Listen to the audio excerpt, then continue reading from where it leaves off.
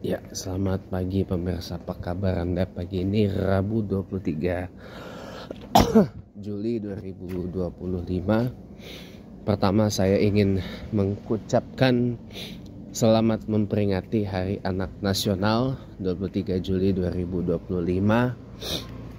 Ya, anak Indonesia berdaya bersama Indonesia, maju bersama Indonesia Raya.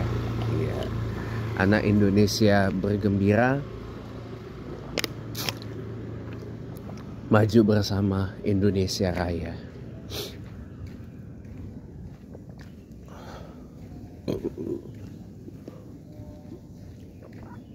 Anak Indonesia kuat menyongsong Indonesia maju. Iya. Teman-teman semuanya, memang ya, kalau saya boleh jujur, ya, boleh nggak saya jujur? Masalah diskusi tentang kabur aja dulu ini memang masih berlanjut ya. Bahkan kemarin sempat disinggung oleh Bapak Presiden Prabowo Subianto gitu loh. Emang dikira gampang di luar negeri gitu kan. Saya bisa mengerti statement itu karena memang Pak Prabowo sendiri adalah orang yang memang gedenya di sana, gedenya di luar negeri. Kan kemarin saya bilang cerita bahwa Bapak Presiden Prabowo Subianto ini kan gedenya di Eropa, ya kan, di Swiss, di Jerman, di Prancis, di UK, bahkan sempat juga di US katanya. Bahkan juga sempat di Singapura dan di Malaysia. Jadi memang Pak Prabowo ini memang gedenya gede di luar negeri, jadi tahu lah. Wajar ketika beliau berstatement seperti itu, gitu loh. Sangat wajar dari orang yang memang besarnya abroad, menghabiskan sebagian besar hidupnya di luar dari Indonesia, gitu. Saya bisa ya accept lah itu. Tapi di media sosial ini berlanjut terus, ya kan? Karena gini teman-teman ya, memang ini hanyalah kalau dari sudut pandang psikologi ya. Saya memang bukan orang psikologi, tapi saya cukup tahu aja tentang psikologi. Memang ini hanya istilahnya gejolak psikologis temporer gitu. Karena istilah tersebut kan dicetuskan oleh orang yang memang ya mohon maaf lahir batin lah ya. Mereka yang udah, sebenarnya mereka masih punya rasa untuk negara kita Indonesia ini. Sebenarnya mereka masih punya rasa cinta dan bangga terhadap Indonesia ini gitu loh. Tapi kadung udah terlanjur kecewa ya dengan apa yang terjadi di negara kita sekarang. Ya, jadi lebih baik daripada mereka tambah stres, alam bawah sadar nanti jadi terpikir diprogram untuk berpikir yang kacau-kacau. Jadinya lebih baik mereka run away dulu, gitu. Seenggaknya sampai kondisi Indonesia benar-benar baik, baru mereka pulang, gitu. Sampai kondisi Indonesia benar-benar baik-baik aja, benar-benar mereka benar bisa menunjukkan pride-nya, menunjukkan rasa bangganya, menunjukkan rasa cintanya untuk Indonesia, baru mereka bisa pulang. Seenggaknya yang saya ngerti dari situ adalah seenggaknya sampai Indonesia ini benar-benar gak lagi jadi negara yang korup, gitu. Gak lagi banyak kasus korupsinya, hukumnya tertegak, ya kan, rule of law-nya di-enforce dengan baik dan benar. Ya, KKN tidak merajalela dan sebagainya. Saya bisa ngerti orang-orang di Indonesia nggak ada lagi yang kelaparan, kemiskinan, dan emang sengaja dibikin miskin kayak gitu. Iya, saya bisa understand kok, saya bisa ngerti. Tapi teman-teman, tadi ada yang menarik untuk saya bahas ya. Unggahan dari Mbak Sintarani ya, Brain Academy. Kenapa orang kaya makin kaya, orang susah makin susah hidupnya? Lagi-lagi saya bilang adalah semua karena kembali lagi ke rumus awal. Rumus awalnya adalah you are what you think and you are what you say. Anda adalah apa yang Anda pikirkan, Anda adalah apa yang Anda katakan. We are what we think and we are what we say. I think what I think, I say what I say.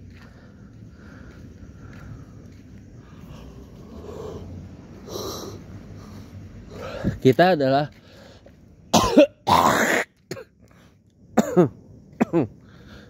kita adalah apa yang kita pikirkan, dan kita adalah apa yang kita katakan. Begitupun juga kalau dalam bahasa pribadi yang lebih pribadi subjeknya adalah I am what I think and I am what I say. Saya adalah apa yang saya pikirkan dan saya adalah apa yang saya katakan. Itu rumus awal, teman-teman. Rumus awal. Rumus awalnya udah seperti itu. Jadi semua masuk ke dalam alam bawah sadar. Kalau kita memprogram alam bawah sadar dengan hal-hal yang buruk lah tentang misal kekayaan gitu. Wah, orang kaya tuh apa? Jangan terlalu kaya, nanti tiba-tiba takut nanti dipanggil KPK atau gimana. Itu kan udah membentuk bayangan kalau kita kaya banget gitu ya, nanti berpotensi dianukan KPK. Berpotensi diperiksa KPK. Nah, itu kan udah bayangan yang terlalu jauh lah saya bilang. Sekarang akhirnya saya tahu kenapa orang pada takut kaya. Ya karena salah berpikir. Salah memprogram alam bawah sadar. Alam bawah sadar diprogram untuk takut jadi kaya. Ya. Memang maaf ya, saya sekali lagi gak akan menarik ucapan saya tentang ujian paling berat, ujian paling sulit yang diberikan Allah kepada kita adalah kalau kita jadi orang kaya. Itu ujian yang paling berat dan yang paling sulit yang pernah ada dalam hidup ini. Itu soal ujian yang paling susah untuk dikerjain. Kalau kita jadi orang kaya. Saya gak akan tarik ucapan itu sampai kapanpun. Kenapa? Kenapa? Di saat Allah kasih kita kekayaan,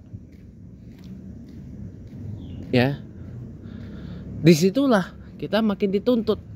Untuk apa? Dituntut. Apakah dengan Allah kasih kaya kita masih ingat nggak sama Allah? Kalau kita dikasih kaya sama Allah, kekayaannya mau kita pakai untuk menyenangkan diri sendiri atau bermanfaat bagi orang banyak. Nah, itu. Apakah kekayaan itu, apakah ketika Allah kasih kekayaan itu kita pakai untuk mengejar dunia, atau mengejar akhirat tanpa melupakan dunia? Ya. Apakah dengan kekayaan yang Allah kasih kita masih ingat untuk bersujud kepada Allah Subhanahu wa taala yang Maha memberikan kita kekayaan? Ya. Saya gak akan tarik itu ucapan sampai kapanpun. Justru paling berat ujian itu bukan kalau kita kondisi lagi kayak begini nih, bukan. Tapi ujian yang paling besar dan yang paling berat adalah kalau kita dikasih kekayaan sama Allah. Kenapa? Kalau kita gak lulus ujiannya, yang terjadi apa? Diistidraj sama Allah. Gak apa-apa, Allah kasihkan senang di dunia.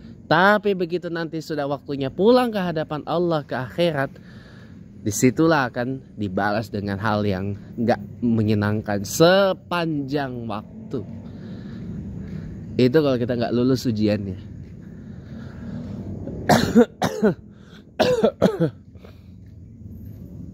Tapi kalau kita lulus ujiannya, rewardnya lumayan. Dan itu rewardnya kita dapat sepanjang waktu. Khalidina fiha, selama-lama-lamanya. Nah pertanyaannya, mau nggak kita dapat yang kayak gitu? Itu aja, coba kita renungin baik-baik. Kita salam sambil minum air. Di situ ujian yang paling besar sebenarnya. Bukan orang kaya adalah ujian, salah. Ujian terbesarnya memang adalah itu. Ya. Tapi alam bawah sadar kita harus diprogram, jangan takut kaya. Justru ketika kita memohon kekayaan kepada Allah, ya, tanamkan dalam alam bawah sadar itu, saya siap dengan ujian itu ya Allah. Engkau uji saya, Engkau uji hamba ya Allah. Dengan kekayaan, ya Allah berikanlah. Contoh, Anda boleh pakai doa yang saya biasa pakai, ya. Ya Allah, jadikanlah hamba orang yang kaya raya, banyak hartanya, banyak uangnya, banyak asetnya, banyak mobilnya, banyak rumahnya, banyak usahanya, banyak bisnisnya, banyak investasinya, banyak relasinya, banyak jaringannya. Ya, Anda boleh pakai doa itu. Anda boleh pakai doa yang saya biasa pakai, lantunkan itu. Tapi tambahin, di program alam bawah sadar, ucapkan, ya Allah, hamba siap. Kalau jika engkau memberikan itu semua, jika engkau mengkabulkan doa hamba ya Allah, hamba siap mengerjakan soal ujian yang engkau timpakan. Hamba siap dengan ujian kekayaan yang engkau berikan untuk hamba. Hamba siap mengerjakan soal itu dengan mudah. Karena hamba yakin hamba mudah lulus ujian kekayaan dari engkau ya Allah. Mudahkanlah hamba mengerjakan soal ujian kekayaan yang engkau timpakan kepada hamba ya Allah. Itu harus diprogram. Saya bisa mengerjakan ujian kekayaan ini. Saya lulus ujian kekayaan ini. Saya tidak takut kaya. Saya bukan penakut untuk jadi kaya. Ya. Ya kita bercita-cita mau jadi orang kaya, tapi kalau kita penakut jadi kaya buat apa? Bohong. Ya sama aja, nggak ada guna kalau kayak gitu. Ya apa ya? Iya banget. Jadi benar nih bilang Mbak Sintarani Brand Academy itu. Benar semua, saya sepakat. Jadi I am what I think. I am what I say. Jadi hati-hati dalam berucap, teman-teman. Hati-hati juga dalam berpikir. Karena pikiran kita, ucapan kita itu bisa langsung masuk ke alam bawah sadar. Ya.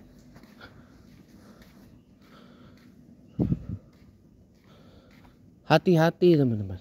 Jangan salah berpikir, jangan salah berucap. Jangan takut untuk jadi orang kaya. Justru ujian terbesar memang kita jadi orang kaya. Tapi disitulah ujian yang sebenarnya ada. Apakah dengan kita makin kaya kita semakin ingat dengan yang maha kaya? Apakah kita akan terus tunduk kepada yang maha kaya? Apakah kita akan terus bersujud kepada yang maha kaya?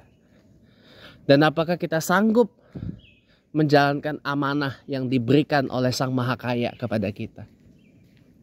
Itu soal ujiannya. Amanahnya apa dari sang maha kaya untuk kita?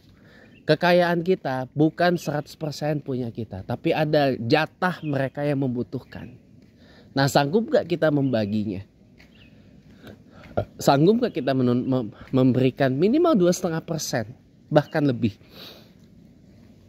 kepada mereka yang membutuhkan? Itu. Di situ teman-teman ujian terbesarnya. Jadi makanya kenapa orang makin susah, orang kaya makin kaya. Semua kembali lagi ke alam bawah sadar. Semua kembali lagi ke perasaan kita, ke pikiran kita, ke ucapan kita. Jadi hati-hati dalam berpikir, hati-hati dalam berucap, hati-hati dalam berprasangka. Ya, jangan takut untuk jadi kaya. Karena dengan jadi kaya itu bisa menjadi sarana ibadah yang mendekatkan kita kepada Allah Subhanahu wa taala. Terima kasih banyak.